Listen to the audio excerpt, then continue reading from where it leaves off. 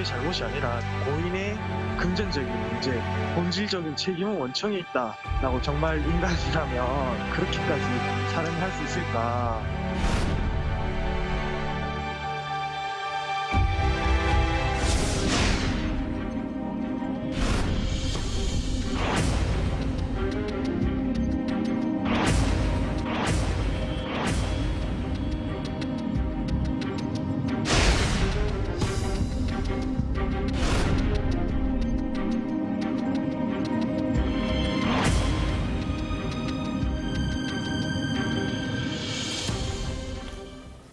택배 대리점주의 극단적인 선택으로 민주노총 택배노조의 횡포와 갑질에 대한 비난이 일고 있는 가운데 이번에는 택배노조 수뇌부가요 비노조원을 폭행하는 영상이 이렇게 밝혀져 논란이 일고 있습니다. 네, 두 분과 함께 자세한 이야기 나눠보겠습니다. 신은숙 변호사, 승재현 한국형사정책연구원 연구위원 나오셨습니다. 네, 안녕하십니까. 네, 반갑습니다.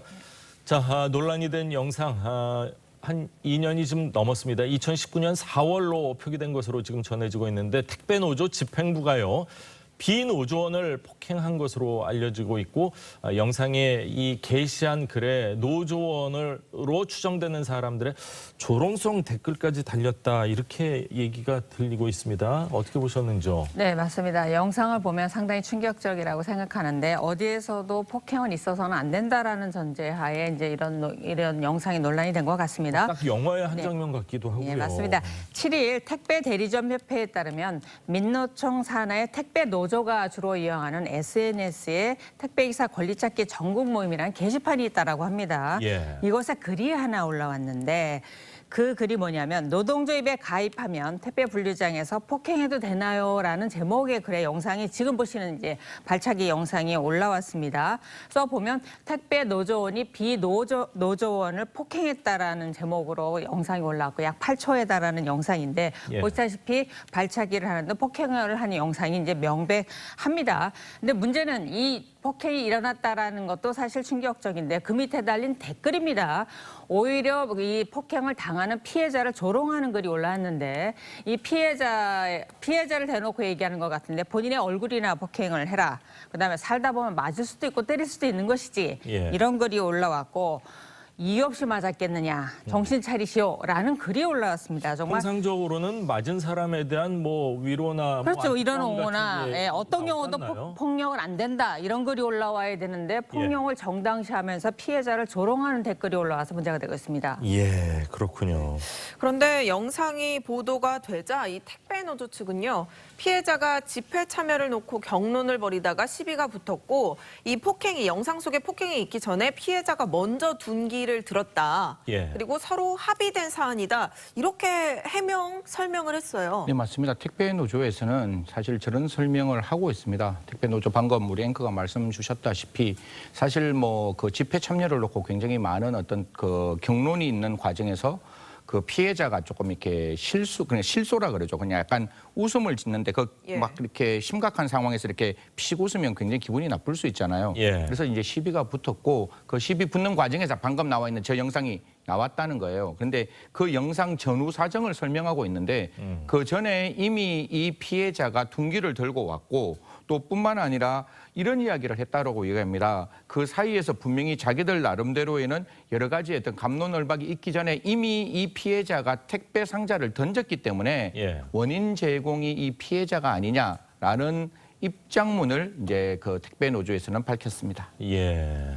근데 지금 얼핏 저희가 영상만 봤을 때는 둔기는 확실히 안 들고 있거든요. 저 상황에서 나오지 않는 전 상황이라고 이야기를 합니다. 전 상황이요. 예, 근데 전에서- 또 이 분 얘기는 자기가 넘어진 이후에 뭐 생명의 위협을 느끼고 와서 그리고 그래서 이제 차에서 어떤 뭐 저희가 못 박을 때 쓰는 그걸 가지고 왔다 이제 이렇게 얘기를 하고 있거든요. 그러니까 지금 이제 해명이 완전히 다른 거죠. 지금 방금 제가 말씀드린 건 택배 노조 측의 보도 자료고 피해자 측의 입장은 그와 전혀 다른 이야기를 하고 있습니다.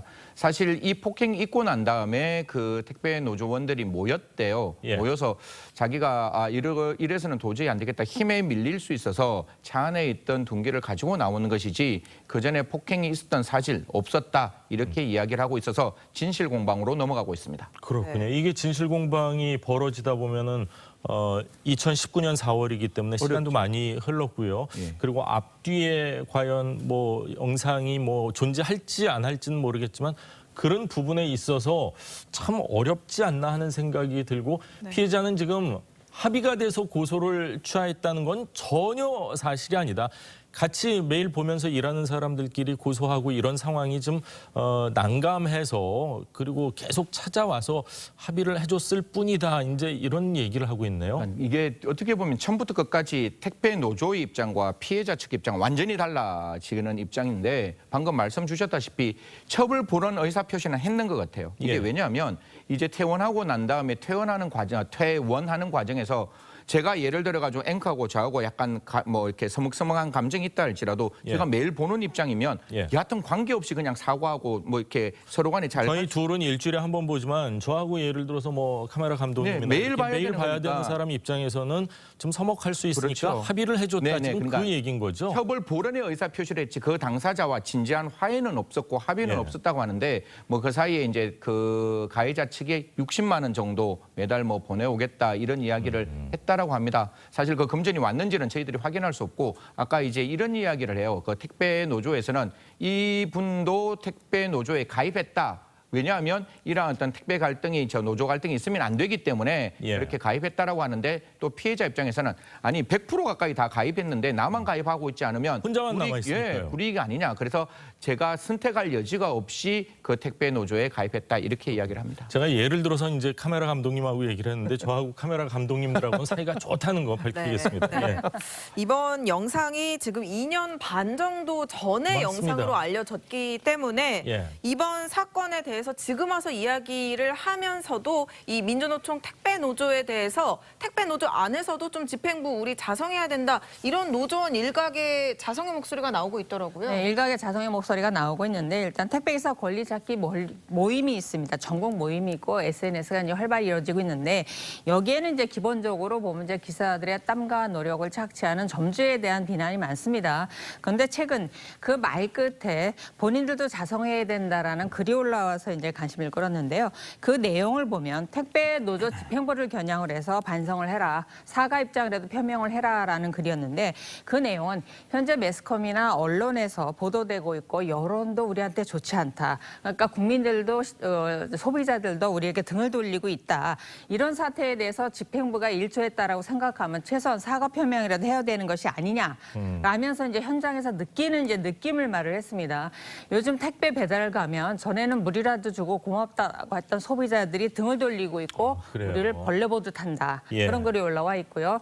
심지어는 시골에 사는 노모께서도 너도 노조에 가입했냐? 당장 그만둬라. 이런 말을 할 만큼 노조에 대해서 굉장히 부정적인 인식이 이제 전파되고 있다. 예. 이런 부분에 대해서 자성해야 되고 집행부가 사과하라라는 글이 올라왔습니다. 그렇군요. 저희가 살다가 뭐 일주일에 한두 번 정도 택배 안 받는 분들 요즘 없지 않습니까? 그리고 지난 30일에 이제 노조와 갈등 그때 이제 대리 점주께서 극단적인 선택을 했는데 그분 역시 택배 일을 시작한 이후에 이제 대리 점주가 된 거고 저희가 많게는 일주일에 3-4번씩 이렇게 계속 뵙는 분들끼리 그리고 그 점주와의 관계가 계속해서 악화 일로를 걷다 보면 결국엔 그 피해가 이제 소비자들, 이제 택배를 받아보는 사람들한테 돌아가는 거 아닌가 하는 좀 우려가 되네요. 이 결과적으로는 아마 택배 노조원들의 입장도 뭐 예를 들어서 그게 굉장히 열악한 환경이고 굉장히 이렇게 단가가 작으면 그 노조라는 게 그걸 합쳐서 자기들이 이익을 만들어가는 부분들이 있는데 지금 나와 있는 모습은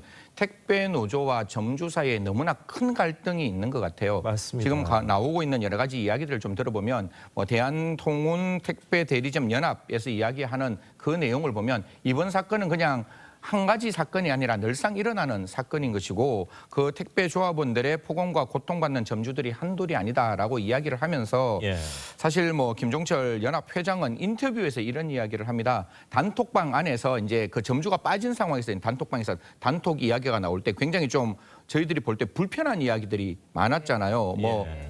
먹어보자 뭐 이런 이야기들이 맞습니다. 굉장히 불편한 이야기 나왔는데 그 이야기를 그냥 점주가 없을 때 거칠게 이야기했는 것이지 사실 그게 현실화되지는 않았다라고 노조 측에서는 이야기하지만 그 김종철 연합회장은 아니 그 안에 있는 이야기뿐만 아니라 말로 나오는 것도 굉장히 많은 폭언들이 있었다라고 이야기를 하고 있고요.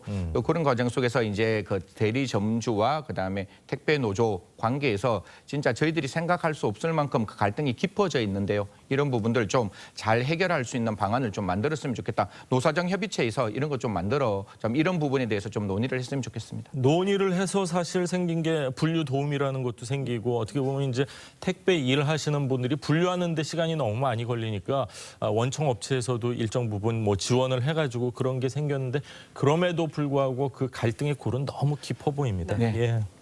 이렇게 택배 노조 갑질을 둘러싼 문제가 이어지자 지난 2일에 택배 노조 갑질과 횡포를 근절해달라 청와대 국민청원 글이 올라오기도 했습니다. 예. 일각에서는 정치권에서도 그렇고요. 이 노조 자체가 이미 기득권이 됐다면서 예. 강성 노조 개혁해야 된다. 정치권에서도 논의가 있더라고요. 정치권에서도 논의가 있고 소비자들에서도 그런 목소리가 나오죠. 사실 택배 노조가 아셔야 될 건 저희 같은 소비자들이 부담하는 물품 가격 속에 택배 금액이 있는 겁니다. 그렇죠. 운송료가 있는데 저희가 지불하는 돈으로 택배 노조를 결성하셔서 갑질을 하셔서는 되겠습니까? 본인들이 원래 달성하자는 목적이 아니니까 그런 부분 유념하시기 바랍니다. 여러분의 소득은 우리 소비자들이 지급하는 겁니다. 예. 근데 언젠가부터 이 갑질이라든가 횡포라든가 기득권이라든가 이런 거는 원래 노조 측에서 사측에게 붙였던 호칭이었는데 이게 언젠가부터 노조에게 붙었습니다. 그래서 현재 택배 대리점주가 이제 극단적인 선택을 했는데 또 다른 대리점을 하고 있는 분의 아내라는 분이 청와대 게시판에 청원글을 올렸습니다.